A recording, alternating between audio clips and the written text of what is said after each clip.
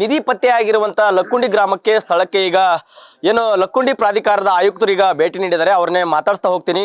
Sir, ಕಳೆದ 3 ದಿನಗಳಿಂದ ನೀವು ಇದುವರೆಗೂ ಇಲ್ಲಿ ಸ್ಥಳಕ್ಕೆ ಭೇಟಿ ಕೊಟ್ಟಿರಲಿಲ್ಲ, ಪರಿಶೀಲನೆ ಮಾಡಿರಲಿಲ್ಲ. ಈ ಬಗ್ಗೆ ನಿಮ್ಮ ಗಮನಕ್ಕಿತ್ತ ಅಥವಾ ಇರಲಿಲ್ವಾ?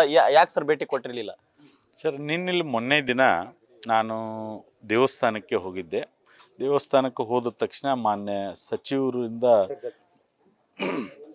ಮಾನ್ಯ ಸಿದ್ದು ಪಾಟೀಲ್ ಅವರಿಂದ ನಮಗೆ ವಿಷಯ ಗಮನಕ್ಕೆ ಬಂತು.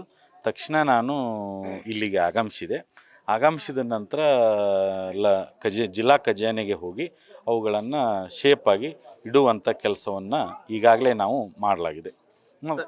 ಈಗ ಪ್ರಮುಖವಾಗಿ ಹೇಳ್ಬೇಕಂದ್ರೆ ಈ ಪ್ರಾಧಿಕಾರದಿಂದ ಏನೇನು ಕ್ರಮ ಕೈಗೊಳ್ಳಬೇಕಾಗಿತ್ತು ಆ ನಿಯಮಾನುಸಾರವಾಗಿ ಇಲ್ಲಿ ಏನು ಯಾವುದೇ ರೀತಿಯಾದಂಥ ಕ್ರಮ ಕೈಗೊಂಡಿಲ್ಲ. ಚಿನ್ನ ಪತ್ತೆ ಆದ ನಂತರ ಜಿಲ್ಲಾಡಳಿತ ಅಥವಾ AC ಅವ್ರು ಬಂದಿದ್ರು, ADC ಅವ್ರು ಬಂದಿದ್ರು. ತಹಸೀಲ್ದಾರ್ ಸಮ್ಮುಖದಲ್ಲಿ ಈ ಥರ ಚಿನ್ನ ತೆಗೆದುಕೊಂಡು ಹೋದವ್ರು ವಾಪಸ್ ಮರಳಿ ಬಂದಿಲ್ಲ. ಆ ಕುಟುಂಬಕ್ಕೆ ಯಾವುದೇ ರೀತಿಯಾದಂಥ ಭರವಸೆನ ಸರಿಯಾಗಿ ಅಧಿಕೃತವಾಗಿ ಕೊಟ್ಟಿಲ್ಲ ಅನ್ನೋಂಥ ಆರೋಪವನ್ನು ಅವರು ಏನು ಕುಟುಂಬಸ್ಥರು ಮಾಡ್ತಾ ಇದ್ದಾರೆ ಸರ್. ಈ ವಿಷಯವಾಗಿ ಕರ್ನಾಟಕ ನಿಧಿ ನಿಕ್ಷೇಪ ಕಾಯ್ದೆ ಈ ಥರ ಇದು ಲಕ್ಕುಂಡಿ ಇತಿಹಾಸದಲ್ಲಿ ಮೊದಲ ಬಾರಿಗೆ ಆದಂಥ ಒಂದು ಘಟನೆ.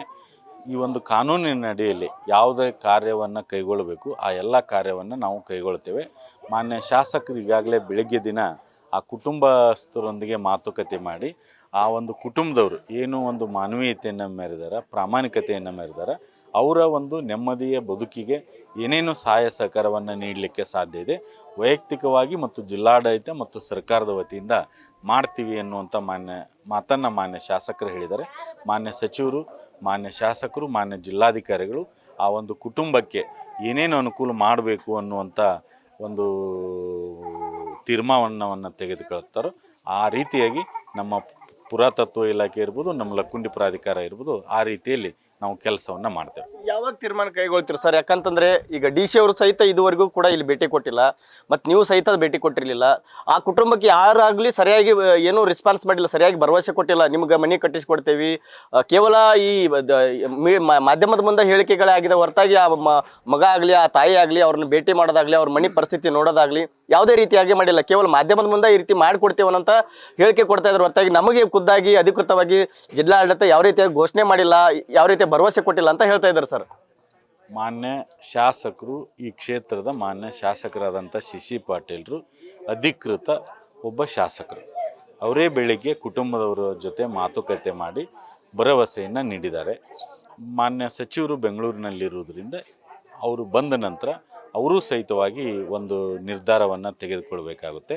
ಅದ್ರ ಜೊತೆಗೆ ನಮ್ಮ ಮಾನ್ಯ ಜಿಲ್ಲಾಧಿಕಾರಿಗಳು ನಗರಸಭೆ ಒಂದು ಮೀಟಿಂಗ್ನಲ್ಲಿದ್ದಾರೆ. ಇನ್ನೇನು ಒಂದು ಅರ್ಧ ಗಂಟೆಯಲ್ಲಿ ಬಂದು ಈ ಕುರಿತಾಗಿ ಆ ಕುಟುಂಬಕ್ಕೆ ಏನೇನು ಅನುಕೂಲವನ್ನು ಮಾಡಲಿಕ್ಕೆ ಸಾಧ್ಯ ಇದೆ ಪ್ರಾಮಾಣಿಕವಾಗಿ ಆ ಕೆಲಸವನ್ನು ಮಾಡಲಾಗುತ್ತೆ. ಏನು ಮಾಡ್ಬೋದು ಸರ್? ಏನು ಮಾಡೋಕ್ಕಾಗುತ್ತೆ?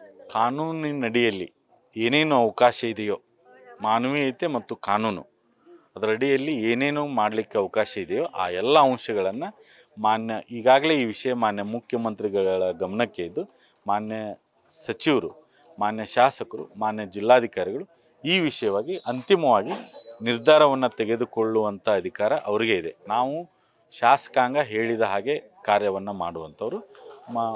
ಪರಿಸ್ಥಿತಿ ಅಥವಾ ಅವ್ರ ಫ್ಯಾಮಿಲಿ ಬಗ್ಗೆ, ಇಲ್ಲಿನ ಪರಿಸ್ಥಿತಿ ಬಗ್ಗೆ ಏನಾದರೂ ವಿವರಣೆ ಮಾಡಿದ್ರೆ ಅವ್ರಿಗೆ ಎಲ್ಲ ಸಮಗ್ರವಾದಂಥ ಮಾಹಿತಿ ಮಾನ್ಯ ಸಚಿವರಿಗೆ ಇದೆ, ಮಾನ್ಯ ಶಾಸಕರಿಗಿದೆ, ಮಾನ್ಯ ಜಿಲ್ಲಾಧಿಕಾರಿಗಳಿಗಿದೆ.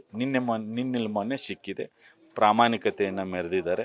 ಆ ಒಂದು ಕಟ್ಟಡವನ್ನು ಕಟ್ಟಬೇಕು ಅಥವಾ ಕಟ್ಟಬಾರ್ದು ಅಥವಾ ಪರ್ಯಾಯವಾಗಿ ಅವ್ರಿಗೆ ಪಂಚಾಯತಿ ವತಿಯಿಂದ ನಿವೇಶನ ಕೊಡಬೇಕು, ಹಣ ಕೊಡಬೇಕು, ಅದನ್ನೆಲ್ಲ ತೀರ್ಮಾನವನ್ನು ಮಾನ್ಯ ಸಚಿವರು, ಮಾನ್ಯ ಶಾಸಕರು, ಮಾನ್ಯ ಜಿಲ್ಲಾಧಿಕಾರಿಗಳು ಕೈಗೊಳ್ತಾರೆ. ಇದಿಷ್ಟು ಏನು ಲಕ್ಕುಂಡಿ ಪ್ರಾಧಿಕಾರದ ಆಯುಕ್ತರ ಮಾತಾಗಿರುವಂಥದ್ದು. Suresh Kadlimitti, news first, Gadag.